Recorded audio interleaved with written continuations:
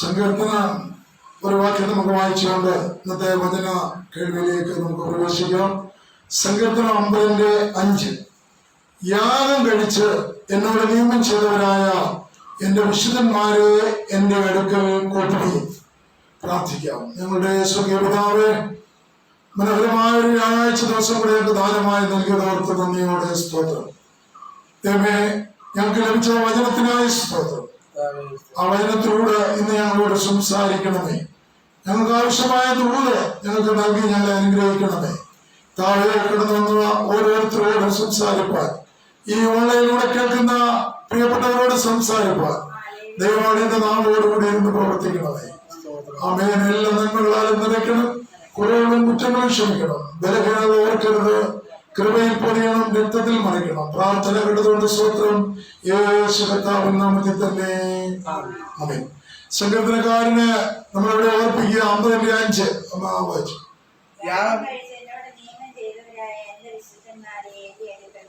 ഇവിടെ പറയുന്നു, യാഗം കഴിച്ച് എന്നോട് നിയമം ചെയ്തവരായ എന്റെ വിശുദ്ധന്മാരെ എന്റെ അടുക്കൽ കൂട്ടുകയും. ഉണ്ടോ? യാഗം കഴിച്ച് എന്നോട് നിയമം ചെയ്തവരായ എന്റെ വിശുദ്ധന്മാരെ എന്റെ അടുക്കൽ. 2 പ്രാവശ്യം എന്റെ എന്ന് പറയുന്നത് കാരണം കർത്താവിന്റെ രക്തം കൊടുത്ത് വിലയ്ക്ക് വാങ്ങിയ ദൈവജനത്തെ അവിടെ ഓർപ്പിക്കുകയാണ്. ദൈവത്തിന് സ്തോത്രം. അപ്പൊ ഇതെപ്പോഴാ സംഭവിക്കുന്നറിയാമോ? 90-ാം സങ്കീർത്തനത്തിലേക്ക് നമ്മൾ കടന്നു വരുമ്പോ നമ്മൾ കാണുന്നുണ്ട് എന്താണ് 90-ാം സങ്കീർത്തനം. ഞാൻ മനുഷ്യനെ പൊടിയിലേക്ക് തിരികെ ചേർക്കുമാറാകുന്നു. മനുഷ്യപുത്രന്മാരെ മടങ്ങി വരുവീൻ. തിരികെ വരുവീൻ.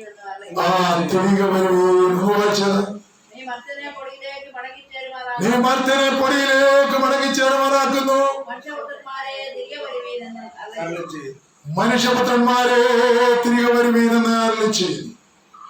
പ്രിയപ്പെട്ടവരെ, ഈ 2 സങ്കീർത്തനങ്ങള് വളരെ വ്യക്തമായി രേഖപ്പെടുത്തിയിരിക്കുക. ഒന്ന് ഇവിടെ ഓർപ്പിക്കുന്നു, ആമേൻ, യാഗം കഴിച്ച് എന്നോട് നിയമം ചെയ്തവർ. യേശു ക്രിസ്തുവിനെ ഉള്ളത്തിൽ സ്വീകരിച്ച ഓരോ ദൈവ പൈതലിനെ കുറിച്ചും പറയുന്നതാണ്. അവൻ യാഗം കഴിച്ചിരിക്കുക. നമ്മുടെ ഹൃദയത്തെ, നമ്മുടെ ശരീരത്തെ, നമ്മുടെ മനസ്സിനെ മുഴുവനായി ദൈവസന്നിധിയിൽ സമർപ്പിക്കുന്നതിനെ കാണിക്കുക. യാഗം കഴിച്ച് എന്നോട് ദൈവം ചെയ്തു. കർത്താവേ, ഞാൻ നിന്നിൽ വിശ്വസിക്കുന്നു, നിന്റെ മരണത്തിൽ ഞാൻ വിശ്വസിക്കുന്നു, നിന്റെ ഉയർത്തെഴുന്നേൽപ്പിൽ ഞാൻ വിശ്വസിക്കുന്നു, നീ രണ്ടാമത് വരുമെന്ന് ഞാൻ വിശ്വസിക്കുന്നു. ആമേൻ. കാരണം എന്നെ നിനക്കായി ഞാൻ സമർപ്പിച്ചിരിക്കുന്നു. എന്നിട്ട് അങ്ങനെയുള്ളവരെ ചേർക്കുക. കർത്താവിന്റെ ജനനത്തിന് മുമ്പ്, എത്രയോ നൂറ്റാണ്ടുകൾക്ക് മുമ്പ് സങ്കീർത്തനക്കാരൻ രേഖപ്പെടുത്തിയിരിക്കുക, യാഗം കഴിച്ച് എന്നോട് നിയമം ചെയ്തവരായ എന്റെ വിശുദ്ധന്മാരെ എന്റെ അടുക്കൽ കൂട്ടുക. അപ്പൊ അത് സംഭവിക്കുവാൻ വേഗം പോകുകയാണ്. അത് സംഭവിക്കുന്ന നാഴിക അധികം വിദൂരമല്ല. പ്രിയപ്പെട്ടവരെ, ഞാൻ പലപ്പോഴും ഓർക്കും, രാഷ്ട്രീയ പാർട്ടികൾ അവരുടെ മുദ്രാവാക്യം, അവരുടെ അണികൾ ഉറക്കം വിളിക്കുന്നതായ ഒരു അനുഭവമുണ്ട്. എന്നാൽ ദൈവജനം ഇപ്പൊ മുദ്രാവാക്യം മുഴക്കാറില്ല. എന്നാൽ മരിച്ചു പോയവർ രൂപാന്തരപ്പെട്ട് കഴിയുമ്പോൾ അവരിങ്ങനെ ഒരു മുദ്രാവാക്യം ഉയർക്കും. മരിച്ച വിശുദ്ധന്മാരെല്ലാവരും കൂടെ, ഹേ മരണമേ നിന്റെ ജയമെവിടെ. ഹല്ലേലൂയ. അപ്പൊ അതേ സമയം തന്നെ ജീവനോടിരിക്കുന്നവര് ഒരു മുദ്രാവാക്യം ഇങ്ങനെ മുഴക്കും, ഹേ മരണമേ നിന്റെ വിഷമുള്ളവിടെ. ദൈവത്തിന് സ്തോത്രം. ദൈവത്തിന് സ്തോത്രം എന്ന് പറഞ്ഞാൽ അവൻ മരിച്ച് അവരെന്നേക്കുമായി മാറ്റപ്പെട്ടു എന്ന് കഴിഞ്ഞിരുന്ന സാത്താനിന് മുൻപിൽ അവർ പറയുകയാണ്, നിനക്ക് ഞങ്ങളെ മരണത്തിന് കീഴ്പ്പെടുത്താൻ കഴിഞ്ഞില്ല, ഞങ്ങൾ ഉയർത്തെഴുന്നേറ്റിരിക്കുന്നുവെന്ന് മരിച്ചുപോയ വിശുദ്ധന്മാർ പറയുമ്പോൾ ജീവനോട് ശേഷിക്കുന്നവർ വിളിച്ചു പറയും, ഹേ മരണമേ നിന്റെ വിഷമുള്ളവിടെ. കാരണം ഈ മരണത്തിന് എന്നെ തോൽപ്പിക്കാൻ കഴിഞ്ഞില്ല. എന്റെ ജഡത്തിൽ തന്നെയാണ് ഞാൻ രൂപാന്തരപ്പെട്ട് എന്റെ കർത്താവിനെ എതിരേൽക്കുവാൻ പോകുന്നത്. അപ്പൊ ചിന്തിച്ച് ഈ 4 ദിക്കുകളെയും ഭേദിക്കത്തക്കവണ്ണം 2 പേരും കൂടെ ഒരുമിച്ച് അത് പറയുമ്പോൾ, ഹേ മരണമേ നിന്റെ ജയമെവിടെ, ഹേ മരണമേ നിന്റെ വിഷമുള്ളവിടെ എന്ന് പറയുമ്പോൾ ഈ ആകാശമണ്ഡലങ്ങൾ, ഈ പ്രദേശങ്ങൾ മുഴുവൻ മുഴങ്ങിക്കേൾക്കുന്ന ലോകത്തിലെ ഏറ്റവും വലിയ മുദ്രാവാക്യമായി അത് മാറുവാൻ അധികം സമയമില്ല. പ്രിയപ്പെട്ടവരെ, ആയതുകൊണ്ട് ഒരു വാക്യം കൂടെ നമുക്ക് വായിക്കാം. ആമേൻ. സങ്കീർത്തന പുസ്തകം 30-ാം അധ്യായം 3-ാം വാക്യത്തില് ഇങ്ങനെ നമ്മൾ വായിക്കുകയാണ്. സങ്കീർത്തനം 30:3. യഹോവേ, നീ എന്റെ പ്രാണനെ പാതാളത്തിൽ നിന്നും കരകയറ്റിയിരിക്കുന്നു. നീ എന്റെ പ്രാണനെ പാതാളത്തിൽ നിന്ന് കരകയറ്റിയിരിക്കുന്നു. ആരുടെ സങ്കീർത്തനമാ? ദാവീദിന്റെ മനോഹരമായ സങ്കീർത്തനമാ.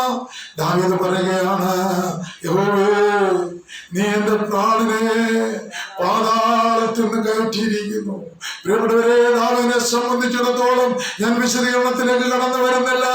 അവൻ പാപം ചെയ്തപ്പോൾ, അവൻ പാതാളത്തിന്റെ അടിമയായി തീരുമെന്നവനെ ബോധ്യപ്പെട്ടപ്പോൾ, പാതാളത്തിൽ നിന്ന് അബ്രഹാമിന്റെ മടിയിലേക്ക് എന്നെ കയറ്റണമേ എന്നവൻ നിലവിളിക്കുകയാണ്. പ്രിയപ്പെട്ടവരെ, നമ്മൾ മറന്നു പോകരുത്. ആ നിലവിളി ദൈവത്തിന് സ്തോത്രം. എന്റെ സ്വർഗത്തിലെ ദൈവം കേട്ടു. എന്നിട്ട് ദാവീദിനെ കുറിച്ച് പറയുകയാണ്, എന്റെ ഹൃദയപ്രകാരമുള്ള മനുഷ്യൻ എന്ന് പറയുകയാണ്. അവൻ പിന്നീട് പാപം ചെയ്തില്ല. ദൈവത്തിന്റെ സന്നിധിയിലേക്ക് കടന്നു ചെല്ലേണ്ടതിന് അവന്റെ ജീവിതത്തെ സമ്പൂർണ്ണമായി സമർപ്പിച്ചു. അതുകൊണ്ടാണ് റോമാലേഖനം 3-ാം അധ്യായം 8-ാം വാക്യത്തിൽ പറയുന്നത്, അവനെ കൈക്കൊണ്ട് അവന്റെ നാമത്തെ വിശ്വസിക്കുന്ന ഏവനും ദൈവമക്കളാകുവാൻ അവൻ അധികാരം കൊടുത്തു. മാത്രമല്ല, നമ്മൾ വായിച്ച വേദഭാഗത്തിലുണ്ട്, ഒന്ന് അവനെ കൈക്കൊള്ളണം, അവനെ വിശ്വസിക്കണം, എന്നിട്ട് ഹൃദയം കൊണ്ട് വിശ്വസിക്കണം, വാ കൊണ്ടേറ്റു പറയണം. അവൻ ആ വാ കൊണ്ടേറ്റു പറയുമ്പോൾ നീ രക്ഷിക്കപ്പെടുമെന്നാണ്. ദൈവത്തിന് നീ ഹൃദയം കൊണ്ട് വിശ്വസിക്കുകയും ബാക്കി കണ്ടോ, വാണ്ടേറ്റ പറയുകയും ചെയ്യുമ്പോൾ നിരക്ഷിക്കപ്പെടും. അവൻ രക്ഷ എല്ലാവർക്കും. ആമേൻ. കർത്താവിന്റെ രക്തം കൊടുത്ത് വിലയ്ക്ക് വാങ്ങിയ സകല മനുഷ്യർക്കും ഗിഫ്റ്റ് ആയിട്ട് ലഭിച്ചിരിക്കുക. അത് കൃപാദാനമാ. ദൈവത്തിന്റെ സ്തോത്രം. അപ്പൊ അങ്ങനെയാണെങ്കിൽ ഇന്ന് പകൽക്കാലം ദാവീദിനോട് ചേർന്ന് നമുക്ക് പറയുവാൻ കഴിയണം, എന്റെ പ്രാണനെ അധമപാതാളത്തിൽ നിന്ന് വിടുവിച്ചിരിക്കുന്നു. ആമേൻ. ദാവീദിന് പറയാൻ കഴിഞ്ഞു, നീ എന്റെ പ്രാണനെ, വീണ്ടും പറയുക, സങ്കീർത്തനത്തിൽ പറയുക, എന്റെ പ്രാണനെ അധമപാതാളത്തിൽ നിന്ന് വിടുവിച്ചിരിക്കുന്നു. അതാണ് നമ്മുടെ പ്രത്യാശ എന്ന് പറയുന്നത്. അതുകൊണ്ട് നമ്മുടെ പിതാക്കന്മാർ ഇങ്ങനെ പാടിയത് നമുക്ക് ചേർന്ന് പാടാം. മൃതരെ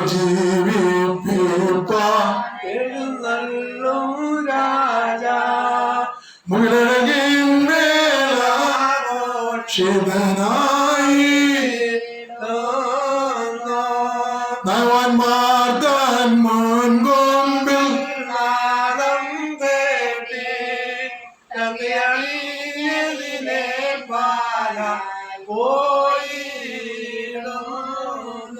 നയവാൻമാർ തൻ മുൻകൊമ്പിൽ നാദം തേടി തങ്ങിയണിഞ്ഞതിനെ പാല പോയിടുന്നു.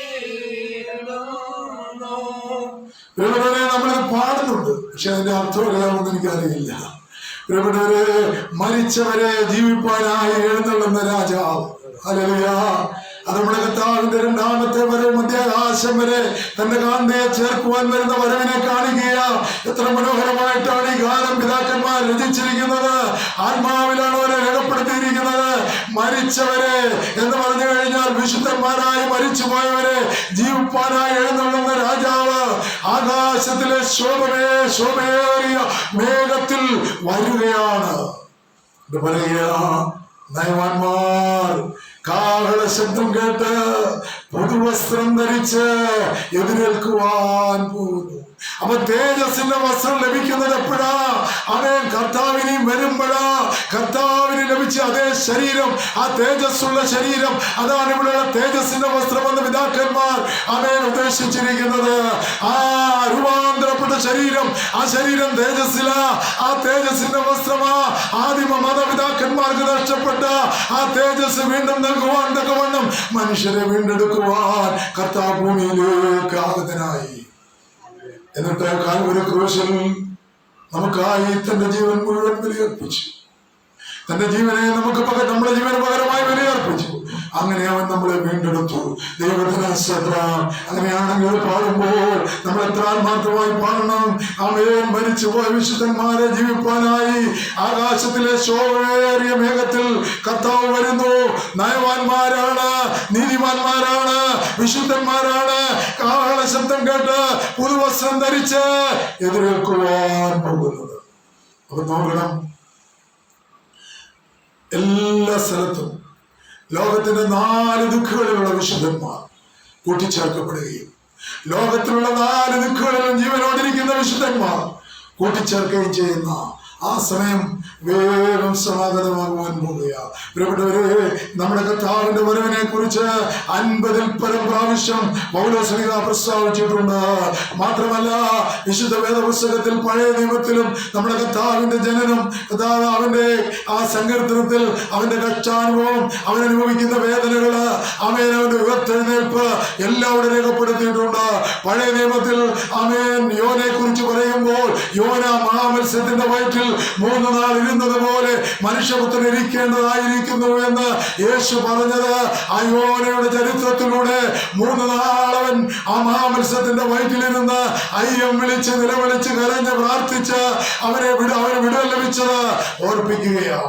അപ്പൊ ഒരു പാവി മനസ്സാന്തരപ്പെടുമ്പോൾ, അവൻ നിലവിളിച്ച് കരയുമ്പോൾ, അവന്റെ പ്രാർത്ഥന കേൾക്കുവാൻ, അവന്റെ യാചന കേൾക്കുവാൻ ഒരു ദൈവം ഉണ്ടെന്ന് അവന് ബോധ്യപ്പെടുന്ന നിമിഷങ്ങളാണ് ആ നിമിഷങ്ങളെ ദൈവത്തിന് ശ്രദ്ധ. അങ്ങനെയാണെങ്കിൽ ക്രിസ്തുവിന്റെ പുനരാഗമനത്തില് കുറിച്ച് ഏറ്റവും കൂടുതൽ വ്യക്തമായി പറഞ്ഞിരിക്കുന്നത് 1 തെസ്സലോനിക്കർ 4:16. പ്രിയപ്പെട്ടവരെ, നമ്മുടെ കുറിവാക്യം ഞാൻ വായിച്ചല്ലോ. നീ നിന്റെ പ്രാണന്റെ എന്റെ പ്രാണനെ എന്റെ പാതാളത്തിൽ നിന്ന് വിടുവിക്കണമേ എന്ന് ഭക്തനായ ദാവീദ് പറഞ്ഞത് ഈ ഒരു സംഭവം തന്റെ മനസ്സിൽ ദർശിച്ചുകൊണ്ടാ.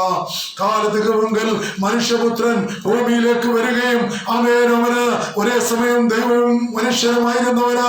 അവന് ഭൂമിയിൽ നമുക്ക് വേണ്ടി യാഗമായി തീരുകയും ഒടുവിൽ ദൈവത്തിന്റെ സ്തോത്രം മരിച്ചുപോയവരെയും ജീവനുള്ളവരെയും ചേർക്കുവാൻ അവൻ മധ്യാകാശത്ത് വരികയും ചെയ്യുമെന്ന് ആമേൻ ഹല്ലേലൂയ.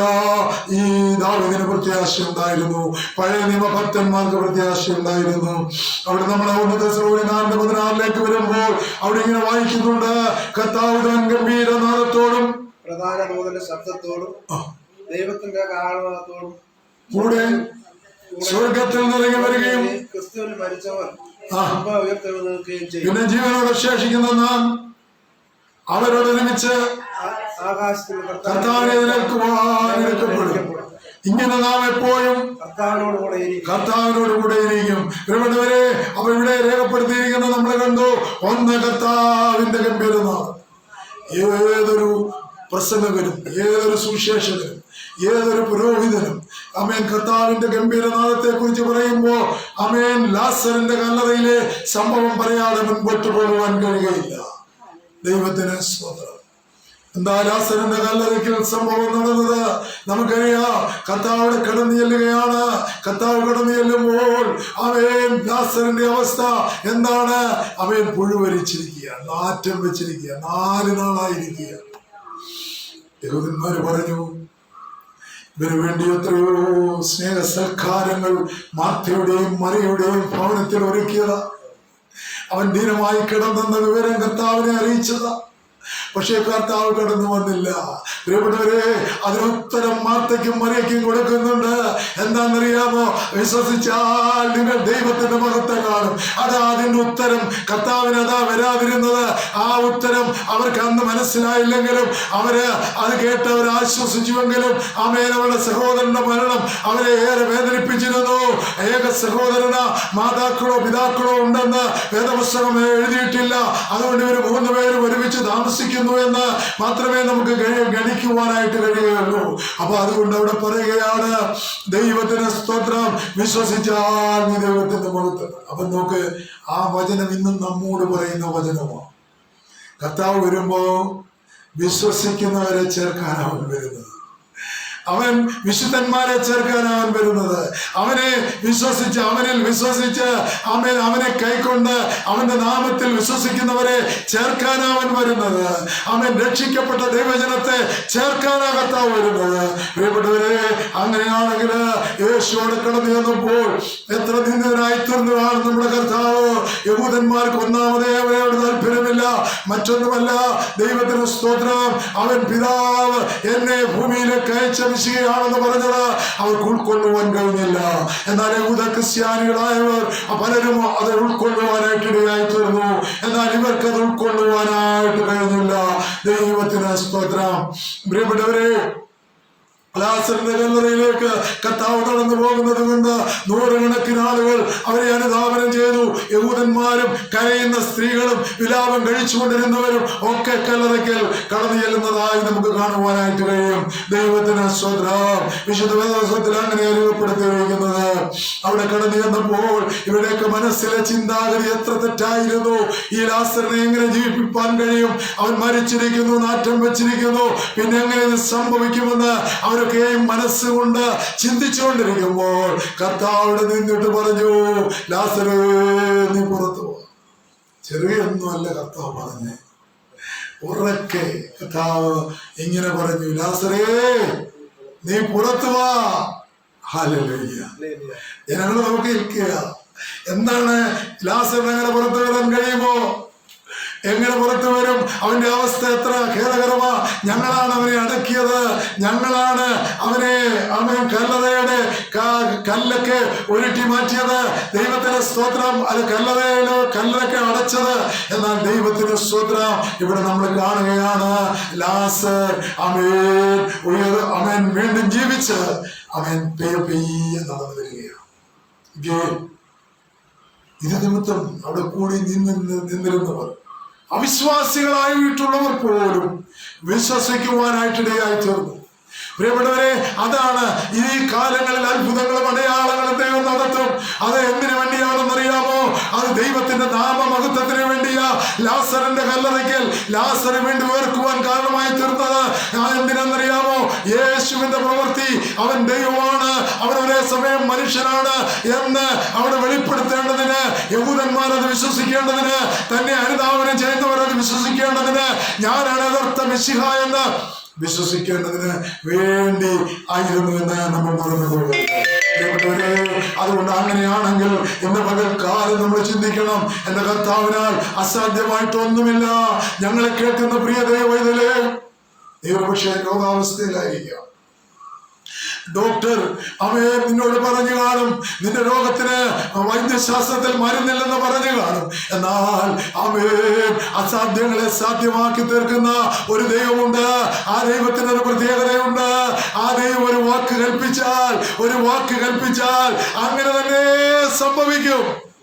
ആശുപത്രി കിടക്കയിലാകാം, നീ ഭവനത്തിലാകാം, നീ രോഗശയ്യയിലായിരിക്കാം. എന്നാൽ നീ നിന്റെ കട്ടിലിനെ കണ്ണുനീർ കൊണ്ട് നനച്ച്, കർത്താവേ എന്നെയും ഒന്ന് വിടുവിക്കണമേ, എന്നെ കൂടെ ഒന്ന് വിടുവിക്കണമേ, എന്നെ കൂടെ ഒന്ന് സഹായിക്കണമേ എന്ന് വിലവിളിച്ചാൽ, ഞാൻ നിന്റെ മകനാകുവാൻ ആഗ്രഹിക്കുന്നു, നിന്റെ ഒരു തുള്ളി രക്തം എന്റെ ശിരസിന്മേൽ ഒഴിക്കണമേ എന്ന് നീ പ്രാർത്ഥിച്ചാൽ, ആ നിമിഷം തന്നെ പ്രസംഗിക്കുന്നവരുടെ കഴിവല്ല, അല്ലേ ദൈവത്തിന് സ്തോത്രം. അവൻ ദൈവവചനത്തിന്റെ ശക്തിയാണ്. ആ വചനം അയച്ച് നിങ്ങളെ നമ്മുടെ കർത്താവ് ഇന്ന് വിടുവിപ്പാൻ മതിയായ ദൈവമാണ്. ദൈവത്തിന് സ്തോത്രം. അങ്ങനെയാണെങ്കിൽ ദാവീദ് പ്രാർത്ഥിച്ചു, നീ എന്റെ പ്രാണനെ പാതാളത്തിൽ നിന്ന് വിടുവിക്കണം. എന്നിട്ട് അവൻ വീണ്ടും പറഞ്ഞു, എന്റെ പ്രാണനെ അഥവാ പാതാളത്തിൽ നിന്ന് വിടുവിച്ചിരിക്കുന്നു. ഇത് രണ്ടും കൂടെ നമ്മൾ കൂട്ടി വായിക്കുമ്പോൾ അവനൊരു ഉറപ്പുണ്ട്. ദാവീദിന് ഉറപ്പുണ്ട്, എന്റെ പ്രാണൻ അധപാതാളത്തിലായിരുന്നു, എന്നാൽ എന്റെ പ്രാണനെ അവൻ അധപാതാളത്തിൽ നിന്ന് വിടുവിച്ചിരിക്കുന്നു എന്ന് പറഞ്ഞാൽ, ഞാൻ മരിച്ചാൽ പഴയ വിശ്വാസം അനുസരിച്ച് അബ്രഹാമ്യ മടിയിലേക്ക് ഞാൻ കടന്നു പോകുമെന്ന് ഒരു മനുഷ്യന്റെ ജീവിതകാലത്ത് തന്നെ വിശ്വാസം. ജീവിതകാലത്ത് ദൈവത്തിന്റെ സ്തോത്രം, ഹല്ലേലൂയ. ജീവിതകാലത്ത് നമ്മൾ മറന്നു പോകരുത്. നമുക്കൊരു ഉറപ്പുണ്ടായിരിക്കണം, ഇന്നല്ലെങ്കിൽ നാളെ ഈ ലോകത്തിൽ ഞാൻ മാറ്റപ്പെട്ടാൽ എന്റെ കർത്താവ് മധ്യാകാശത്ത് വരുമ്പോൾ ഞാൻ ചേർക്കപ്പെടുമെന്നുള്ള ഉറപ്പ്. ആ ഉറപ്പ് നമുക്കുണ്ടായിരിക്കണം. അങ്ങനെയാണെങ്കിൽ നമ്മൾ വായിച്ച വാക്യത്തിലേക്ക് നമ്മൾ മടങ്ങി വരികയാണ്. ഒന്ന്, കർത്താവ് താൻ ഗംഭീരനാഥം. അത് കർത്താവിന്റെ സ്വന്തമാണ്. അതുകൊണ്ട് അവിടെ കർത്താവ് താൻ എന്ന് പറഞ്ഞിരിക്കുന്നത് നമ്മളിതുവരെ അങ്ങനെ ശ്രദ്ധിച്ചിട്ടുണ്ടോ? അത് കർത്താവിന് മാത്രം ചെയ്യാൻ കഴിയുന്ന കാര്യമാ. അവൻ മരിച്ചവരെ ഉയർത്തെഴുന്നേൽപ്പിക്കുവാൻ കർത്താവ് തന്റെ മക്കളെ ചേർക്കുവാൻ വരുന്നതിനെ കുറിക്കുകയാണ്. കർത്താവ് താൻ ഗംഭീരനാണ്. പല ആളുകളും ഇന്ന് പറയുന്നൊരു കാര്യമുണ്ട്, കർത്താവ് മരിച്ചു എഴുന്നേറ്റ് സുഖാരോപണം ചെയ്തിട്ട് ഇപ്പൊ എത്ര നാളായി? 2000 വർഷം കഴിഞ്ഞു. ഇതുവരെ വന്നില്ലയോ? അപ്പൊ നോക്കി പാർത്തിരുന്നവരൊക്കെ നിരാശയിലാണ്. അല്ല പ്രിയപ്പെട്ടവരെ, അവർക്കറിയാം കർത്താവ് വരുവാൻ താമസിച്ചാലും ഞങ്ങൾ എപ്പോൾ വരുമോ ഞങ്ങളെ ചേർക്കുമെന്നറിയാം. എന്നാൽ ഹബക്കൂക യോഹന്നാൻ 5:25 ഇങ്ങനെ പറയുന്നുണ്ട്, ഒരു ദിവസം 1000 സംവത്സരം പോലെയും 1000 സംവത്സരം ഒരു ദിവസം പോലെയും 1000 ദിവസം ഒരു വർഷം പോലെയുമാണ് നമ്മുടെ കർത്താവിന്. അങ്ങനെയാണെങ്കിൽ നമ്മൾ ഓർത്തോണം, കർത്താവ് ഈ ലോകത്തിൽ നിന്ന് മാറ്റപ്പെട്ടിട്ട് എത്രയായി? 2 ദിവസമേ ആയിട്ടുള്ളൂ. എത്ര ദിവസമായി? 2 ദിവസമേ ആയിട്ടുള്ളൂ. ഹല്ലേലൂയ. അപ്പൊ നമ്മൾ പ്രയാസപ്പെടേണ്ട കാര്യമുണ്ടോ? ഇല്ല. കർത്താവ് താൻ ഗംഭീരനാദം അവിടെ പ്രത്യേകം നമ്മൾ മെൻഷൻ ചെയ്യണം. അത് കർത്താവിന്റെ ഗംഭീരനാദമാ. കർത്താവിന് മാത്രമേ ആമേൻ വിശ്വാസികളെ ഉറപ്പിപ്പാൻ കഴിയുകയുള്ളൂ, മറ്റാർക്കും കഴിയുകയില്ലെന്ന് വളരെ വ്യക്തമായി വേദവസ്തുത ഓർപ്പിക്കുക. ഒന്ന്, കർത്താവ് താൻ ഗംഭീരനാദം. പ്രിയപ്പെട്ടവരെ, ഇത് തെസ്സലോനിക്ക സഭയ്ക്ക് ലഭിച്ച സ്വന്തം അമേൻ കർത്താവിന്റെ അല്ലെങ്കിൽ അവരുടെ വേദനയിൽ അവർക്ക് ലഭിച്ച കർത്താവിന്റെ വചനമാണ്. അമേൻ എന്ന് പറഞ്ഞു കഴിഞ്ഞാൽ പൗലോസ് ആത്മാവിൽ നിറഞ്ഞ് ലേഖനം എഴുതി കൊടുത്തയക്കുകയാ. ഇതിനെ കുറിച്ച് പറയുമ്പോൾ ഒരു കാര്യം കൂടി ഓർപ്പിച്ച് മുൻപോട്ട് പോകാം. തെസ്സലോനിക്ക സഭയിൽ ഒരു വലിയ പീഡനം നടന്നു. ഇന്ന് പകൽക്കാലവും ഞാനൊരു മിഷണറിയായി സംസാരിക്കുവാനിടയാണ്.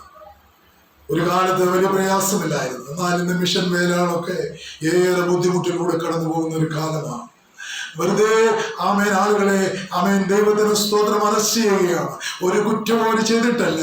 പ്രിയപ്പെട്ടവരെ, അങ്ങനെ ഒരു കാലഘട്ടത്തിലൂടെ കടന്നു പോകുമ്പോൾ നമ്മൾ മറന്നു പോകരുത്, നമ്മൾ മറ്റുള്ളവർക്ക് വേണ്ടി പ്രാർത്ഥിപ്പാൻ, മിഷൻ ഫീൽഡിന് വേണ്ടി പ്രാർത്ഥിപ്പാൻ, നമ്മൾ സഹായിച്ചുകൊണ്ടിരിക്കുന്ന മിഷനറിമാരെ ദൈവസന്നിധിയിൽ സമർപ്പിപ്പാൻ നമ്മൾ ബാധ്യതയുള്ളവരാണ്, നമ്മൾ കടമയുള്ളവരാണ് എന്ന് മറന്നു പോകരുത്.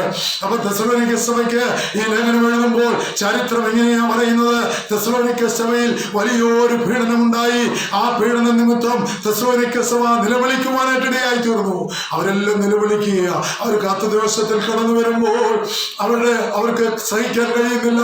ഒരു വീട്ടിൽ നിന്ന് ഒരാളെങ്കിലും കർത്താവിനെ സ്വീകരിച്ചു എന്ന പേരിൽ, കർത്താവിനെ അനുധാവനം ചെയ്തു എന്ന പേരിൽ അവർ കൊല ചെയ്യപ്പെട്ടു. അവരെ ദൈവത്തിൽ നിന്ന് അകന്നു പോകുന്ന, അവരെ ദൈവത്തിൽ നിന്ന് അവിടെ നിന്ന് മാറ്റപ്പെട്ടു. അവരുടെ ആ സഹോദരന്മാരിൽ നിന്ന് അവർ മാറ്റപ്പെട്ടു, മാതാപിതാക്കളിൽ നിന്ന് മാറ്റപ്പെട്ടു. അതിന്റെ വേദന സഹിക്കാവുന്നതായിരുന്നില്ല. എന്നാൽ അന്നത്തെ ലീഡേഴ്സിന് അതിന് മറുപടി പറയുവാനില്ല. സഭയുടെ ആദിമ കാലഘട്ടത്തില അതിന് മറുപടി പറയാനില്ല. എന്നാൽ സഭ സ്ഥാപിച്ചത് അപ്പോസ്തലനായ പൗലോസ്. അദ്ദേഹം വിദൂരതയില്ല. അവർ ലീഡേഴ്സ് പറഞ്ഞു, അപ്പോസ്തലനായ പൗലോസിന്റെ വിവരം നിങ്ങൾ ധരിപ്പിക്കണം. എന്താണെന്നറിയാമോ? അവൻ ജനങ്ങൾ മുഴുവൻ ദുഃഖത്തിലാ. അവർക്ക് എന്ത് ചെയ്യണമെന്നറിയില്ല. പ്രിയപ്പെട്ടവർ അവരിൽ നിന്ന് വാങ്ങിപ്പോയിരിക്കുന്നു. അവരുടെ സ്ഥിതി എന്താണെന്നറിയില്ല. അവരെങ്ങോട്ട് പോവുകയാണെന്ന് അറിയില്ല എന്ന് അവൻ 2 ദൂതുവാഹികളെ അവിടെ അയക്കുവാനായിട്ടിടയായി. അദ്ദേഹം താമസിക്കുന്ന സ്ഥലത്ത് ചെന്നു. ഇവരോട് താമസിക്കുവാൻ പറഞ്ഞു. അവരോട് താമസിക്കുകയും ദൈവസന്നിധിയിൽ പ്രാർത്ഥിക്കുമ്പോൾ ദൈവം അദ്ദേഹത്തിന് കൊടുത്തതായിട്ടുള്ള ഈ ലേഖനമാണ് ഇത്. ദൈവത്തിന് സ്തോത്രം. പ്രിയപ്പെട്ടവരെ, ആ ലേഖനത്തിൽ ഈ ഭാഗം സഭയിൽ വീണ്ടും കർത്ത ദിവസത്തിൽ വായിച്ചത് ഒരു പുസ്തകത്തിൽ എഴുതിയത് ഞാൻ ഇങ്ങനെ വായിക്കുവാനിടയായി. അത് വായിച്ചപ്പോൾ വീണ്ടും ഒരു നിലവിളിയോട് ഉയർന്നു. അത് ഭയങ്കര നിലവിളിയായിരുന്നു. ആ നിലവിളി മറ്റൊന്നുമല്ല. ആ നിലവിളി എന്താ? സന്തോഷത്തിന്റെ നിലവിളിയായിരുന്നു. ആദ്യം ഉയർന്നത് വേദനയുടെ നിലവിളിയായിരുന്നെങ്കിൽ ഇന്ന് ഞങ്ങളുടെ പ്രിയപ്പെട്ടവർ ഞങ്ങളിൽ നിന്ന് വേർപെട്ടു പോയിട്ടില്ല. ആമേൻ. അവർ പോയെങ്കിൽ തന്നെ അവര് സ്വർഗീയ പർദീസയിലാണെന്ന് ആമേൻ ദൈവത്തിന് സ്തോത്രം അവർക്ക് ഉറപ്പ് ലഭിക്കുകയും മാത്രമല്ല ഇനിയും കർത്താവ് വരുമ്പോൾ അവരെ ചേർക്കുകയും ചെയ്യുമെന്ന് അവർക്ക് ബോധ്യപ്പെട്ടപ്പോൾ അന്നത്തെ സഭയില് അല്ലെങ്കിൽ ആ കറുത്ത ദിവസത്തിലെ ആ നിലവിളി സന്തോഷത്തിന്റെ നിലവിളിയായി. അതുകൊണ്ട് തെസ്സലോനിക്കക്കാര് പിന്നെ ഒന്നുകൂടെ ഈ സുവിശേഷം പറയാൻ, ഈ മറ്റുള്ളവരോട് ഈ സദ്വർത്തമാനം അറിയിക്കുവാൻ അവർ തയ്യാറാകുവാനായിട്ട് ഇടയായി തീർന്നു. കാരണം മരിച്ചാലും ഞങ്ങൾ ജീവിക്കുന്നവരാ. അതുകൊണ്ട് നമ്മുടെ പിതാക്കന്മാരിങ്ങനെ പറഞ്ഞത്, നമ്മുടെ പ്രിയപ്പെട്ടവരൊക്കെയും വാങ്ങിപ്പോകത്രേ ചെയ്യുന്നത്. ദൈവത്തിന് സ്തോത്രം. അപ്പൊ നമ്മളാരും പറയാറില്ല അവർ മരിച്ചു പോയത്, അല്ലേ? എന്നാൽ അതേ സമയത്ത് നായി മരിച്ചു കിടന്നാ പറയും അതിന്റെ ശവമാണ് പറയും, അല്ലേ? എന്നാൽ മനുഷ്യൻ മരിച്ചാൽ അങ്ങനെ പറയാറില്ല. അമേനോന്റെ മൃതശരീരം എന്നാ പറയാറുള്ളത്. പ്രിയപ്പെട്ടവരെ, ഞാൻ മുൻപോട്ട് പോകട്ടെ. ഒന്ന് കർത്താവിന്റെ ഗംഭീരനാദമാ. ആ ഗംഭീരനാദം മുഴങ്ങുവാനുള്ള കാലം എടുത്തിരിക്കുക. ലോക സംഭവങ്ങൾ അത് വിളിച്ചറിയിക്കുക. അതുകൊണ്ട് ഇത് തന്നെ സുപ്രസാദ കാലം, ഇത് തന്നെ രക്ഷാ ദിവസമെന്ന് നമ്മൾ മനസ്സിലാക്കി ഈ കാലങ്ങളിൽ നമ്മൾ ഒരുങ്ങേണ്ട കാലമായി മാറിയിരിക്കുകയാണ്. നമ്മൾ ലോകത്തിന്റെ ആഗ്രഹങ്ങളുടെ പുറകാലെ നെട്ടോട്ടം ഓടുമ്പോൾ ഒരുപക്ഷെ കർത്താവ് വന്നാൽ ഞാൻ നിങ്ങൾ നഷ്ടപ്പെട്ടു പോയേക്കാം. അതുകൊണ്ട് എപ്പോഴും പ്രാർത്ഥനയോടെ ദൈവസന്നിധിയിൽ നമ്മൾ ആയിരിക്കുന്ന നിമിഷങ്ങളാകണം. എന്ത് ജോലിയിലും ആകട്ടെ നമ്മൾ ആത്മാവിൽ പ്രാർത്ഥിക്കുന്നവരായിരിക്കണം. എപ്പോൾ കർത്താവ് വന്നാലും എന്നെ ചേർക്കുമെന്നുള്ള ഉറപ്പ് എനിക്ക് എവിടുന്നാ കിട്ടിയിരിക്കുന്നത്? ഇവിടെ പറയുക, നിന്റെ കർത്താവ് വരുമ്പോൾ താൻ ഗംഭീരനാഥം, തന്റെ ഗംഭീരനാഥം, ആ ഗംഭീരനാഥത്തിങ്കൽ മരിച്ചുപോയവർ ഉയർക്കുമെന്ന് പറയുകയാണ്. പ്രിയപ്പെട്ടവരെ, ഞാൻ ഈ ആത്മീയമായ രംഗത്തേക്ക് കടന്നു വരുമ്പോൾ അതേറെ വേദനയുടെ അനുഭവത്തിലൂടെ അദ്ദേഹം എന്നെ പിടിച്ചത്. ഞാനത് പലപ്പോഴും പറഞ്ഞിട്ടുള്ളത് കൊണ്ട് ഞാനത് വിശദീകരിക്കുന്നില്ല. എന്നാൽ അന്ന് ഞങ്ങളൊരു പ്രാർത്ഥനാ കൂട്ടായ്മയിലേക്ക് കടന്നു പോകുവാനായിട്ട് ഇടയായി തീർന്നു. ആ പ്രാർത്ഥനാ കൂട്ടായ്മയിൽ എന്താ സംഭവിച്ചെന്നറിയാമോ? അവരുടെ ഏക ആൺമകൻ എവിടെ പോയെന്നറിയാമോ? അവന് നാട് വിട്ട് പുറപ്പെട്ടു പോയി. അപ്പോൾ ഒരച്ഛൻ അവിടെ കടന്നു ചെയ്തിട്ട് പറഞ്ഞു, നിങ്ങളൊരു കാര്യം ചെയ്യ്, ഒരു 3 നാൾ ഉപവസിക്ക്. എന്താ കാര്യം ചെയ്യാം? ഈ ഉപവസിക്കുമ്പോൾ, കണ്ണുനീരൊഴുക്കുമ്പോൾ, സമയമായി ഉപവസിക്കുമ്പോൾ പ്രാർത്ഥന കേൾക്കുന്ന ഒരു ദൈവമുണ്ട്. അതുകൊണ്ട് നിങ്ങളൊരു യോഗം വിളിക്ക്, പള്ളിയിൽ അറിയിക്ക്, എന്നിട്ടൊരു യോഗം ആരംഭിക്കുവാനായിട്ട് പറഞ്ഞു. അന്ന് ആദ്യ ദിവസം ഞാൻ അവിടെ കടന്നുപോയത്, ഞങ്ങളവിടെ കടന്നുപോയത്, കുടുംബമായി കടന്നുപോയത് ഞാൻ ഓർക്കുകയാണ്. ഞാനിത് പറയുന്നത് മറ്റൊന്നും കൊണ്ടല്ല. പ്രിയപ്പെട്ടവരെ, അന്ന് നമ്മുടെ പ്രിയപ്പെട്ട എന്നോട് പറഞ്ഞു, വചനത്തിൽ നിന്ന് സംസാരിക്കണമെന്ന് പറഞ്ഞു. എനിക്ക് വചനമൊന്നും അറിയില്ല, എന്തെങ്കിലുമൊക്കെ ഇച്ചിരിയൊക്കെ പറയാം. എന്നാൽ ഒരു വചനം ഞാൻ വേദപുസ്തകം തുറന്നപ്പോൾ എനിക്ക് കിട്ടിയ ഒരു വചനമുണ്ട്. പക്ഷി ചുറ്റിപ്പറന്ന് പരിപാലിക്കുന്നത് പോലെ എന്നെയും നിങ്ങളെയും പരിപാലിക്കുന്ന ഒരു ദൈവമുണ്ട്. എന്റെ ഉള്ളിൽ ദൈവാത്മാവ് ഇങ്ങനെ പറഞ്ഞു, ആ കുഞ്ഞെവിടെയായിരുന്നാലും അവനെ പരിപാലിക്കുന്ന ഒരു ദൈവമുണ്ട്. നമ്മുടെ പ്രാർത്ഥന വൃഥാവാകുകയില്ല. ആ പ്രാർത്ഥനാ ശബ്ദം ദൈവം കേട്ടിട്ടുണ്ട്. അതുകൊണ്ട് നമ്മൾ വീണ്ടും കണ്ണുനീരോടെ പ്രാർത്ഥിക്കുക എന്ന് പറഞ്ഞു. ദൈവത്തിന് സ്തോത്രം. ആളുകൾ ഞാൻ പ്രാർത്ഥിക്കുവാനായിട്ട് തുടങ്ങി, ആളുകൾ കരയുവാനായിട്ട് തുടങ്ങി.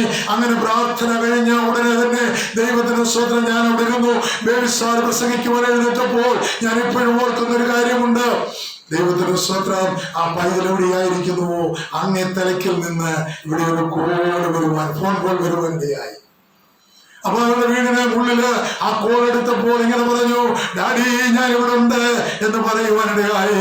അപ്പൊ അവിടെ വലിയൊരു നിലവിളിയായിരുന്നു. കാരണം എന്നാന്നറിയാം, നിലവിളിയുടെ അർത്ഥം എന്നാന്നറിയാമോ? അവൻ ദൈവത്തിന്റെ സ്തോത്രം, ഞാനും കൂടി വന്ന് പ്രാർത്ഥിച്ചിട്ട് ഈ പൈതലിനെ ദൈവത്തിന് കിട്ടിയത്. അവ എല്ലാവരും അതിൽ പങ്കുള്ളവരായി തീർന്നപ്പോൾ വീണ്ടും വലിയൊരു നിലവിളി. ഞാൻ അതുപോലെ നമ്മുടെ കൂട്ടായ്മയിൽ ഒരു നിലവിളി കേട്ടിട്ടില്ല. അത് സന്തോഷത്തിന്റെ നിലവിളിയായിരുന്നു. പ്രിയപ്പെട്ടവരെ, അതുകൊണ്ട് ഞാൻ പറഞ്ഞത്, അവരുടെ തന്നെ വണ്ടി വിട്ടു. അവൻ ആ പറഞ്ഞ സ്ഥലത്ത് നിന്ന് ആ പൈതലുമായി മടങ്ങി വരുവാനിടയായി തീർന്നു. പ്രിയപ്പെട്ടവരെ, ഞാൻ പറഞ്ഞു വന്നത്, ആമേൻ, ദൈവത്തിന് സ്തോത്രം. പ്രാർത്ഥിച്ചാൽ കേൾക്കുന്ന ഒരു ദൈവം ഇന്നും ജീവിക്കുന്നു. അതുകൊണ്ടാണ് ഞങ്ങളൊക്കെ ഈ ദൈവത്തെ ആരാധന ചെയ്യുന്നത്. ആമേൻ. ഡോക്ടർമാർ പറയും, ഡോക്ടർമാർ നമ്മളെ കൈകഴിയും. ഒരു ഡോക്ടർ എന്നോട് പറഞ്ഞു, നിങ്ങളുടെ കച്ചേരി 2ആയിട്ട് അകന്നിരിക്കുകയാണെന്ന് പറഞ്ഞു. നിങ്ങൾ ഇനി ഒരു ജോലിയും ചെയ്യാൻ പാടില്ലെന്ന് പറഞ്ഞു. ഒരു ബൈബിൾ പോലും നിങ്ങൾ പിടിക്കരുതെന്ന് പറഞ്ഞു. പ്രിയപ്പെട്ടവരെ, എന്നിട്ട് നിങ്ങൾ ചെയ്യേണ്ട കാര്യങ്ങളൊക്കെ എന്നോട് പറയുവാനായിട്ട് ഇടയായി തോന്നുന്നു. എന്നാൽ ഞാൻ രണ്ടാമത് ഒരു ഡോക്ടറെ കൂടെ കൺസൾട്ട് ചെയ്തപ്പോൾ ആ ഡോക്ടറിനോട് പറഞ്ഞത് എന്താണെന്നറിയാമോ? നിങ്ങൾ പണ്ട് എന്തൊക്കെ ചെയ്തിരുന്നോ അതൊക്കെ ചെയ്തോളാൻ പറഞ്ഞു. പ്രിയപ്പെട്ടവരെ, ഞാൻ പറയാൻ കാരണം ഒരു വീഴ്ച എന്റെ ജീവിതത്തിൽ ഉണ്ടായതാണ്. ഇതിനെല്ലാം കാരണമായി തീർന്നതെന്ന് ഞാൻ കരുതിയെങ്കിൽ എന്റെ ദൈവം അറിയാതെ എന്റെ ജീവിതത്തിൽ ഒന്നും സംഭവിക്കില്ല. നമ്മുടെ ഓരോരുത്തരുടെയും ജീവിതത്തിൽ ജീവിതത്തിൽ നമ്മുടെ ദൈവം അറിയാതെ ഒന്നും സംഭവിക്കുകയില്ല എന്ന് നമ്മൾ വിശ്വസിക്കേണ്ടിയിരിക്കുന്നു. അങ്ങനെയാണ് ഒരു വിശ്വാസി ആമേൻ അവന്റെ ജീവിതത്തെ ദൈവസന്നിധിയിൽ സമർപ്പിക്കേണ്ടത്. ദൈവത്തിന് സ്തോത്രം. അപ്പൊ അതുകൊണ്ട് കർത്താവിന്റെ ഗംഭീരനാദം, ആമേൻ, കർത്താവിന്റെ ഗംഭീരനാദം മുഴങ്ങുമ്പോൾ ഇനി നമ്മുടെ കർത്താവ്, നമ്മൾ ആദ്യം പാടിയല്ലോ, ആമേൻ, മരിച്ചവരെ ജീവിപ്പാനായി എഴുന്നള്ളുന്ന രാജാവ് ആകാശത്തിലെ ശോഭയേറിയ മേഘത്തിൽ ആഘോഷ സമന്വയം വരുമ്പോൾ നയവാന്മാർ കാഹള ശബ്ദം കേട്ട് പുതുവസ്ത്രം ധരിച്ച് എതിരേൽക്കുവാനായിട്ട് പോകുകയാണ്. അപ്പൊ നോക്കിക്കോണേ, മരിച്ചവർക്ക് വേണ്ടി കർത്താവ് തന്റെ ഗംഭീരനാദം മുഴക്കുമ്പോൾ മരിച്ചുപോയ വിശുദ്ധന്മാർ എല്ലാവരും രൂപാന്തരപ്പെട്ട് കർത്താവിനെ എതിരേൽക്കുകയാണ്. രണ്ടാമതായിട്ട് പറയുന്നത് പ്രധാന ദൂതന്റെ ശബ്ദമെന്നാണ്. യൂദയുടെ ലേഖനം ഒരൊറ്റ അധ്യായമേ ഉള്ളൂ. ആ ലേഖനത്തിൽ ഇങ്ങനെ പറയുന്നുണ്ട്, മോശയുടെ ശവശരീരത്തിന് വേണ്ടി തർക്കിച്ച് വാദിച്ചു കൊണ്ടിരുന്ന പിശാചുക്കളോട് ഒരു ദൂഷണവിധി ഉച്ചരിക്കുവാൻ തുനിയാതെ പ്രധാന ദൂതനായ മീഖായേൽ അതിനെ ഫൽസിക്കുന്നതായിട്ട് അവിടെ രേഖപ്പെടുത്തിയിട്ടുണ്ട്.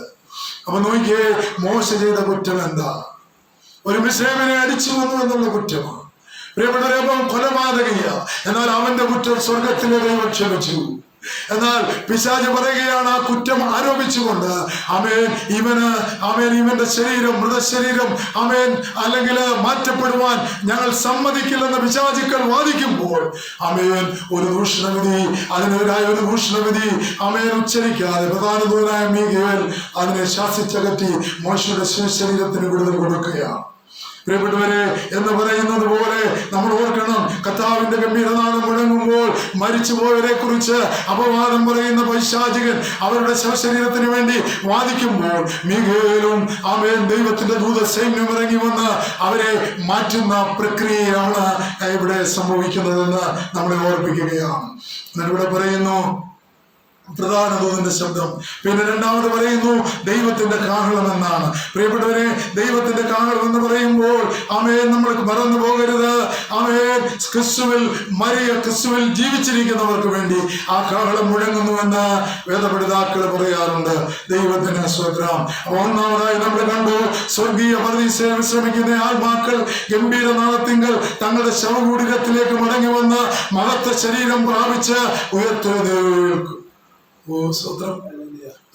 പറഞ്ഞ് ദൈവത്തിന് നന്ദി പറഞ്ഞ്. അപ്പൊ നോക്കിയേ, അവരുടെ ശവശരീരം എവിടെയാ? ഇപ്പോ കല്ലറകളിൽ അടക്കം ചെയ്തതാണ്, നൂറ്റാണ്ടുകൾക്ക് മുമ്പ് അടക്കം ചെയ്തതാ. ഇപ്പൊ അവിടെ പൊടി പോലും കാണുകയില്ല.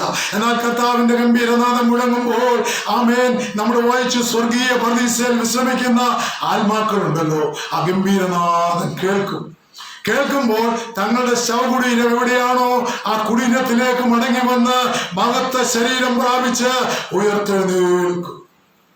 നമ്മൾക്കെല്ലാം ഇഷ്ടമുള്ളൊരു വചനം എന്താണെന്നറിയാമോ? ആ വചനം കല്ലറകളിൽ, അതായത് യോഹന്നാന്റെ സുവിശേഷം 5-ാം അധ്യായം 28-ാം വാക്യം, കല്ലറകളിൽ ഉള്ളവരെല്ലാവരും, ഇത്ര നമ്മൾ വായിക്കുന്നുള്ളൂ. നമ്മുടെ ഒരു കുറവാണ്.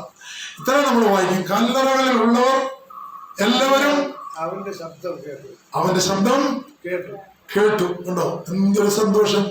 ശരിക്കും പറഞ്ഞാല് കള്ളു കുടിക്കുന്നവരാണേലും അവരും പാടും തോരാനന്ദം, അല്ലേ? എന്റെ പ്രിയനോടുകൂടി വാഴുമ്പോൾ അവരും പാടിപ്പോകും. പക്ഷെ അടുത്ത വാക്യം ശ്രദ്ധിക്കാറില്ല. അടുത്ത വാക്യം എന്താ? നന്മ ചെയ്യുന്നവർ ജീവനായും. കണ്ടോ? നന്മ ചെയ്യുന്നവർ ജീവനായും തിന്മ ചെയ്യുന്നവർ ന്യായവിധിക്കായും. തിന്മ ചെയ്യുന്നവർ ന്യായവിധിക്കായും പുനരുദ്ധാനം ചെയ്യാനുള്ള നാഴിക വരുന്നു. അതാണ് നമ്മൾ പഠിച്ചുകൊണ്ടിരിക്കുന്നത്, നമ്മൾ ചിന്തിച്ചുകൊണ്ടിരിക്കുന്നത്. നന്മ ചെയ്തവർ ജീവനായും അവർ ജീവൻ പ്രാപിക്കും. ഒരു ആംഗ്ലേയ സാഹിത്യകാരൻ തന്റെ പുസ്തകത്തിൽ ഇങ്ങനെ എഴുതി വെച്ചു, 3 അക്ഷരങ്ങളിൽ മനുഷ്യ ജീവിതം അവസാനിക്കുന്നു. കാരണം അദ്ദേഹം ദൈവത്തെ കുറിച്ച് അറിയില്ല. അദ്ദേഹം ലോകപ്രകാരമുള്ള നോവലുകളൊക്കെ എഴുതി അത് വിറ്റഴിക്കുന്ന ഒരാളാണ്. അപ്പൊ അദ്ദേഹത്തിന് അറിയില്ല. പക്ഷെ അദ്ദേഹം ഒടുവിൽ എഴുതി, അവസാന നോവലിൽ, എന്റെ മരണ കിടക്കയിൽ ഇരുന്ന് അവസാന നോവലിന്റെ മെനുക്കുപടി ചെയ്യുമ്പോൾ അതിന്റെ ഒടുവിൽ ഇങ്ങനെ എഴുതി വെച്ചു, 3 അക്ഷരങ്ങളിൽ മനുഷ്യജീവിതം ആരംഭിച്ച് അവസാനിക്കും. എന്നിട്ട് അദ്ദേഹം എഴുതി, ജനനമെന്ന 3 അക്ഷരം, അല്ലേ? ജീവിതമെന്ന 3 അക്ഷരം, മരണമെന്ന 3 അക്ഷരം. ഇവിടെ കണ്ടോ, നന്മ ചെയ്തവർ ജീവനായും. അപ്പൊ നോക്കിക്കോണേ, ജീവൻ പ്രാപിച്ചെങ്കിലേ നമ്മുടെ ഐഹിക ജീവിതകാലത്ത് നമ്മൾ ജീവൻ പ്രാപിക്കണം. അതുകൊണ്ടാണ് വെളിപ്പാട് പുസ്തകത്തിൽ പറയുന്നത്, മനസ്സാന്തരപ്പെടുക, ഞാൻ വാതിൽക്കൽ നിന്ന് മുട്ടുന്നു, ആരെങ്കിലും എന്റെ ശബ്ദം കേട്ട് വാതിൽ തുറന്നാൽ ഞാൻ അവനോടും അവൻ എന്നോടും കൂടി അത്താഴം കഴിക്കും. എന്റെയും നിങ്ങളുടെയും ജീവിതത്തിൽ എപ്പോഴെങ്കിലും ഇങ്ങനൊരു അവസ്ഥ ഉണ്ടാകണം. അതിനാ പിതാക്കന്മാർ സത്യകുംഭസാരം വെച്ചിരിക്കുന്നത്. ആ കുംഭസാരത്തിലൂടെ നമ്മൾ വിശുദ്ധ അനുഭവത്തിലേക്ക് മടങ്ങി വരികയാണ്. വിശുദ്ധ കുർബാന അനുഭവത്തിലൂടെ നമ്മൾ ദൈവത്തെ കണ്ടുമുട്ടുന്ന, ദൈവം നമ്മളിൽ വസിക്കുന്ന അനുഭവത്തിലേക്ക് നമ്മൾ മടങ്ങി വരികയാണ്. ദൈവത്തിന് സ്തോത്രം. പ്രിയപ്പെട്ടവരെ, അതുകൊണ്ട് നന്മ ചെയ്തവർ ജീവനായി. അപ്പൊ നമ്മൾ ജീവൻ പ്രാപിച്ചവർക്ക് ജീവൻ ലഭിക്കത്തുള്ളൂ. മരിച്ചവൻ മരിച്ചവനെ അടക്കം ചെയ്യട്ടെ എന്നാ പറയുന്നത്, അല്ലേ? ആ കർത്താവ് തന്നെ പറഞ്ഞ വാക്കാണ്. അവൻ മരിച്ചുപോയി. അവന് ജീവൻ ഉണ്ടായിരുന്നപ്പോഴും അവന് ക്രിസ്തുവിനുള്ള ജീവൻ ലഭിച്ചിരുന്നില്ല. അപ്പൊ അതുകൊണ്ട് ഈ ഭക്തനായ മനുഷ്യൻ, ആമേൻ, മനുഷ്യനോട് അദ്ദേഹത്തിന്റെ പരിചാരകൻ ഇങ്ങനെ പറയുവാനായിട്ടിടയായി, പ്രഭു അങ്ങ് വലിയ നോവലിസ്റ്റാണ്, പക്ഷെ ഒരു കാര്യം അങ്ങ് ഇതിനകത്ത് എഴുതാൻ വിട്ടുപോയി. അതെന്താണെന്നറിയാമോ? ക്രിസ്തുവുമായുള്ള ബന്ധത്തിലേക്ക് അങ്ങ് കടന്നു വരുമ്പോൾ ആ 2000 വർഷങ്ങൾക്കപ്പുറം ലോകത്തിന്റെ നെറുകയിൽ എനിക്കും നിങ്ങൾക്കും വേണ്ടി മരിച്ച യേശു ക്രിസ്തുവിൽ നിങ്ങൾ വിശ്വസിച്ചാൽ അന്ന് മുതൽ നിങ്ങൾ ജീവന്റെ അനുഭവത്തിലേക്ക് മടങ്ങി വരും, ജീവൻ പ്രാപിക്കുന്ന അനുഭവത്തിലേക്ക് മടങ്ങി വരും എന്ന് പറഞ്ഞപ്പോൾ അദ്ദേഹം ചോദിച്ചത് സത്യമാണോ? അതേ യേശു ക്രിസ്തുവിനെ കുറിച്ചും അവന്റെ യേശു കർത്താവിന്റെ ജന്മത്തെ കുറിച്ചും കർത്താവിന്റെ മരണത്തെ കുറിച്ചും പീലാത്തോസ് അവനെ കുറ്റം വിധിച്ച് അവനെ ക്രൂശിപ്പാൻ ഏൽപ്പിക്കുന്ന കാര്യങ്ങളും സ്വർഗാരോഹണ കാര്യങ്ങളും ഒക്കെ അദ്ദേഹം വിവരിച്ച് കേൾപ്പിച്ചു. മരണക്കിടക്കയിലാ മനുഷ്യൻ, പക്ഷേ ആ മരണക്കിടക്കയിൽ അവൻ മാനസാന്തരപ്പെടുവാനിടയായി. പല ആളുകളും പറയും, അത് കേൾക്കുമ്പോൾ സങ്കടം തോന്നും. ദൈവവിഷയമായി സമ്പന്നരാകാത്ത പല ആളുകളും പറയും, ഞാൻ വലത്തെ കള്ളനെ പോലെ, അല്ലേ, ഇപ്പൊ ഞാൻ അടിച്ചു പൊളിച്ച് ജീവിച്ചിട്ട് അവസാനം വലത്തെ കള്ളനെ പോലെ കർത്താവേ നീ രാജത്വം പ്രാപിച്ചു വരുമ്പോ എന്നെ കൂടെ ഓർക്കണമേ എന്ന് പറയുമെന്ന് പറയും. കാരണം വലത്ത് ഭാഗത്തെ കളനെ ഓർത്തില്ലേ, അതുകൊണ്ട് എന്നെയും കർത്താവ് കൊണ്ടുപോകുമെന്ന് പറയുന്നവരുണ്ട്. ആമേൻ. എന്നാൽ നീ ജീവിച്ചിരിക്കുമ്പോൾ നീ കർത്താവിനായി വേർതിരിക്കപ്പെടുന്നില്ലെങ്കിൽ ആമേൻ, സാത്താന്റെ കരങ്ങളിലാണ് നീ മുന്നേറുന്നത്, നീ മുന്നോട്ട് ജീവിതം നയിക്കുന്നത്. അവന്റെ കരങ്ങളിൽ അകപ്പെട്ടവരെ അവന് വിഷയമേ അല്ല. എന്നാൽ ഒരു വിശ്വാസിയെ ദൈവത്തിന് വിഷയമാ, അല്ലെ ഈ പൈശാചികന് അവനെ ചുറ്റി വളഞ്ഞുകൊണ്ടിരിക്കും. അതുകൊണ്ട് പറയുന്നത്, ആരെ വിഴുങ്ങേണ്ടുവെന്ന് അലറിക്കൊണ്ട് ആമേൻ പൈശാചികൻ വിശ്വാസികളെ തെറ്റിക്കുവാനായി ഊടാടി സഞ്ചരിച്ചു കൊണ്ടിരിക്കുന്നു എന്ന് പറയുന്നത്. ദൈവത്തിന് സ്തോത്രം. നോക്കി, അവിശ്വാസികൾ എടുക്കാൻ പോകില്ല. നീ ആയിരിക്കുന്ന വഴിയിലൂടെ നീ അങ്ങ് പോകാൻ പറയും.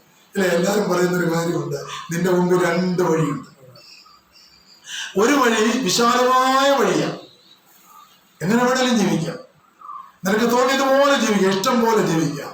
എന്നാൽ ഒരു വഴി, ക്രിസ്തുവിലൂടെ ജീവൻ പ്രാപിച്ചു കഴിയുമ്പോൾ നിന്റെ വഴി ഇടുങ്ങിയ വഴിയാ. നമ്മുടെ പിതാക്കന്മാരങ്ങനെ പാടിയിട്ടുണ്ട്. സമയം പോകുന്നത് കൊണ്ട് ഞാനത് പാടുവാൻ ആഗ്രഹിക്കുന്നില്ല. പ്രിയപ്പെട്ടവരെ, ഇടുങ്ങിയ വഴിയാണ് നമ്മളെ ഏൽപ്പിച്ചിരിക്കുന്നത്. അതിൽ ചിലതൊക്കെ വേണ്ടെന്ന് വെക്കണം, ജീവിതത്തിലെ ചില സന്തോഷങ്ങളൊക്കെ വേണ്ടെന്ന് വെക്കണം. കാരണം എന്താണെന്നറിയാമോ? വരുവാനിരിക്കുന്ന സന്തോഷത്തെ ഓർക്കുമ്പോൾ ഈ ലോകത്തിന്റെ സന്തോഷം ചപ്പും ചവറുമെന്ന് അപ്പോസ്തലനായ പൗലോസിനെ പോലെ എണ്ണുവാൻ നമുക്ക് കഴിയുന്നുണ്ടെങ്കിൽ ആമേൻ, നമ്മൾ ദൈവമക്കളാണ്. ആ അനുഭവത്തിലേക്ക് നമ്മൾ കടന്നു വരുന്നു. പ്രിയപ്പെട്ടവരെ, അങ്ങനെയാണെങ്കിൽ ഇവിടെ പറയുകയാണ്, ആമേൻ, കർത്താവിന്റെ ഗംഭീരനാദത്തിങ്കൽ സ്വർഗീയ പറയുന്ന എവിടെയാ? മരിച്ചുപോയ വിശുദ്ധന്മാരെല്ലാം സ്വർഗീയ പ്രതീക്ഷയിൽ വിശ്രമിക്കുക. പിതാവിന്റെ സ്വർഗസ്ഥലത്തിനോട് ചേർന്ന ഒരു സ്ഥലമായി വേദപുസ്തകം പറയുന്നു. ആമേൻ, വിശ്രമിക്കുന്നു. ആ ആത്മാക്കൾ എന്ത് ഗംഭീരനാദം കേൾക്കും. അവരുടെ ശൗഢ്യത്തിലേക്ക് മടങ്ങി വരും. എന്നിട്ട് അവർ മഹത്വ ശരീരം പ്രാപിക്കും. എന്നിട്ട് അവർ കേൾക്കും. എന്നിട്ട് ദൈവത്തിന്റെ കാലം കൂടെ പറഞ്ഞ് ഞാൻ വാക്കുകൾ അവസാനിപ്പിക്കുക. 1 കൊരിന്ത്യർ 15:52 വരുമ്പോൾ ദൈവത്തിന്റെ കാലനാദത്തിങ്കലാണ് ജീവനോടിരിക്കുന്ന വിശ്വാസികളുടെ രൂപാന്തരം നടക്കുന്നെന്ന് എവിടെ ഇങ്ങനെ രേഖപ്പെടുത്തിയിരിക്കുക. കാരണം അതിന് വചനം കൊടുത്തിട്ടുണ്ട്. ജീവിച്ചിരിക്കുന്ന വിശ്വാസികൾ മരണം കാണാതെ സ്വർഗത്തിലേക്ക് എടുക്കപ്പെടും. കണ്ടോ? അപ്പോൾ ജീവിച്ചിരിക്കുന്നവരെ കുറിച്ചാണ് ദൈവത്തിന്റെ കാരണം എന്ന് പറയുന്നു. പ്രിയപ്പെട്ടവരെ, എന്താണ് 1 കൊരിന്ത്യർ 15:52? ദൈവത്തിന്റെ കാലനാദത്തിങ്കലാണ് ജീവനോടിരിക്കുന്ന വിശ്വാസികളുടെ രൂപാന്തരം നടക്കുന്നത്. അതിനുപോൽബലമായി അവർ വിശ്വസിക്കുന്ന വാക്കുകൾ ഇതാണ്: ജീവിച്ചിരിക്കുന്ന വിശ്വാസികൾ മരണം കാണാതെ സ്വർഗത്തിലേക്ക് എടുക്കപ്പെടും. അവരുടെ മർത്യ ശരീരം രൂപാന്തരപ്പെടും എന്ന് പറഞ്ഞാൽ മരണമില്ലാതെ നമ്മൾ ജീവിക്കുന്ന അതേ മർത്യ ശരീരം തന്നെ അമർത്യ ശരീരമായി രൂപാന്തരപ്പെടും. അതിനുവേണ്ടിയാണ് ദൈവത്തിന്റെ കാലം നമിക്കുന്നത്. എന്നിട്ട് മാത്രമല്ല, യോഹന്നാൻ 11:26 വരുമ്പോൾ എന്നിൽ വിശ്വസിക്കുന്നവൻ ആരും ഒരു നാളും മരിക്കയില്ല എന്ന ക്രിസ്തുവചനം നിറവേറ്റപ്പെടുന്നത് കർത്താവ് ഗംഭീരനാദത്തിന്റെയും പ്രധാന ദൂതന്റെ ശബ്ദത്തിന്റെയും ദൈവത്തിന്റെ കാലത്തിന്റെയും ഇടയിലാണ്. ദൈവത്തിന് സ്തോത്രം.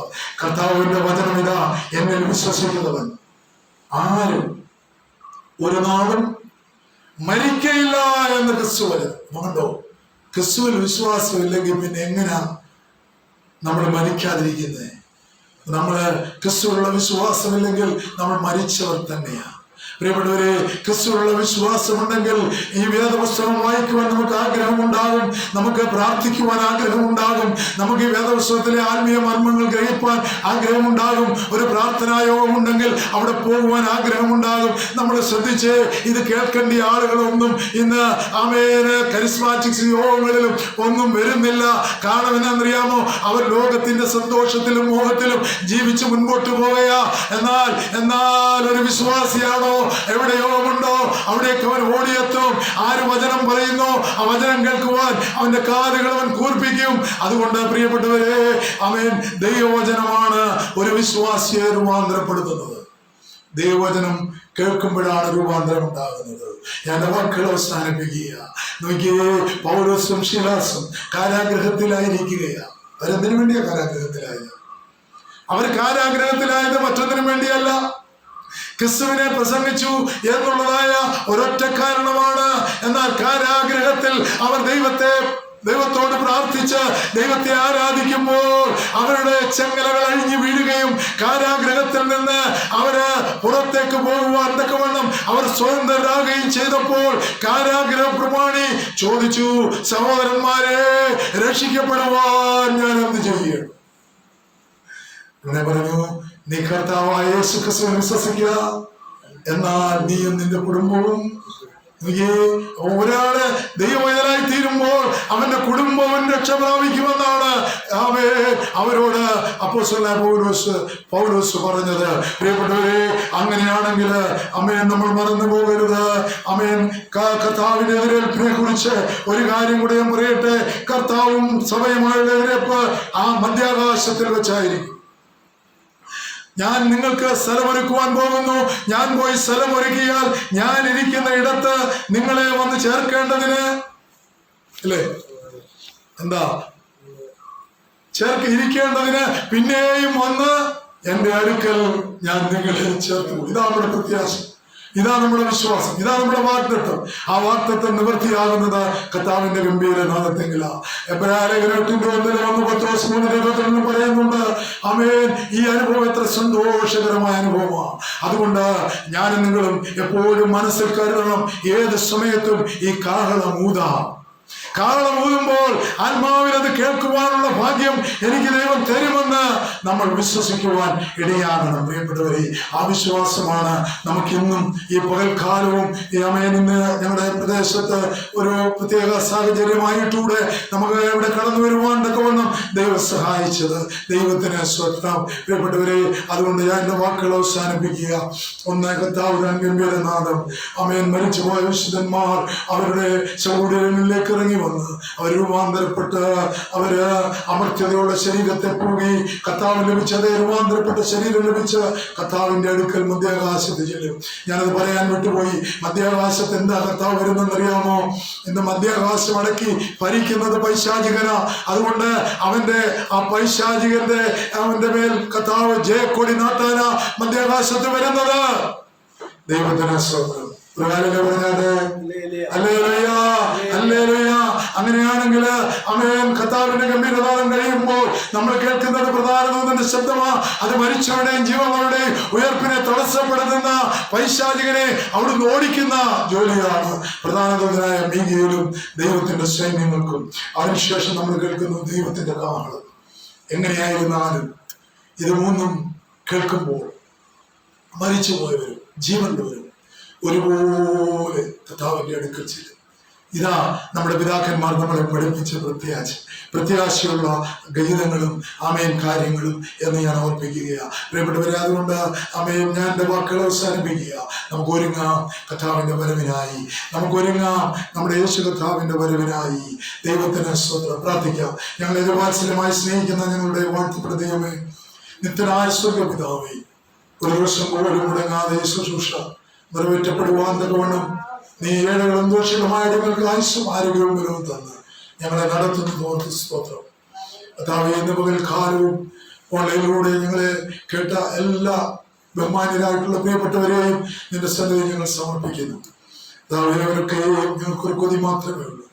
കർത്താവിന്റെ ഗംഭീരനാഥം മുഴങ്ങുമ്പോൾ ഈ വചനം കേൾക്കുന്നവരും ലോകത്തെല്ലായിടത്തും വചനം കേൾക്കുമ്പോൾ വലിയൊരു സമൂഹം അവന്റെ മണവാട്ടി സഭ അവനെ എതിരേൽക്കുവാൻ മധ്യാകാശത്തിൽ രൂപാന്തരപ്പെട്ട ശരീരത്തിൽ ചെല്ലുമ്പോൾ ഞാനും കാണും നിശ്ചയമെന്ന് പറയുവാനുള്ള ആ പ്രാഗൽഭ്യം ദൈവത്തിന്റെ പരിശുദ്ധാത്മാവിനാൽ അടിയങ്ങൾക്കും തന്നിട്ടുള്ളത് കൊണ്ട് സ്തോത്രം.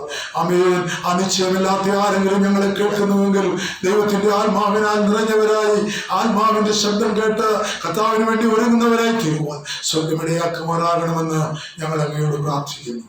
ഞങ്ങളുടെ പ്രാർത്ഥനകളും യാചനകളും കേട്ടതുകൊണ്ട് ഞങ്ങൾ അങ്ങയെ സ്നേഹിക്കുന്നെന്ന് പറയുവാൻ ഒരവസരം കൂടെ തന്നതോർത്ത് സ്തോത്രം. അവിടുത്തെ ചെവി ഞങ്ങളിലേക്ക് ചായ്ച്ചതുകൊണ്ട് ജീവകാലമൊക്കെ ഞങ്ങൾ അങ്ങയെ വിളിച്ചപേക്ഷിക്കുമെന്ന് പറയുവാൻ ഞങ്ങൾക്ക് തന്നിരിക്കുന്ന ഐക്യ ജീവിതകാലത്തെ അവസരത്തിനായി സ്തോത്രം.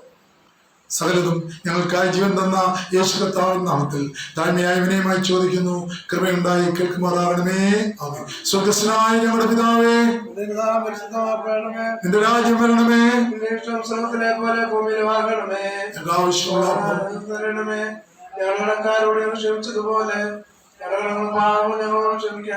പരീക്ഷയിലേക്ക് ഞങ്ങളെ പ്രവേശിപ്പിക്കരുത്. രാജ്യവും ശക്തിയും മഹത്വവും പിതാവായ ദൈവത്തിന്റെ സ്നേഹമേഖലായ പുത്രന്റെ കൃപ ആശിസിന്റെ പരിശുദ്ധയുടെ സ്വന്തം സഹവാസം കൂട്ടായ്മ വചനം കേട്ട എല്ലാവരോടും അടുത്ത വ്യാഴാഴ്ച നമ്മൾ കൂടി വരും വരെ എന്നാളും കർത്താവിനെ വരെ താമസിക്കുന്നെങ്കിൽ ഇന്ന് എന്നാളും ഉണ്ടാകുമാറാകണമേ. ആമേൻ.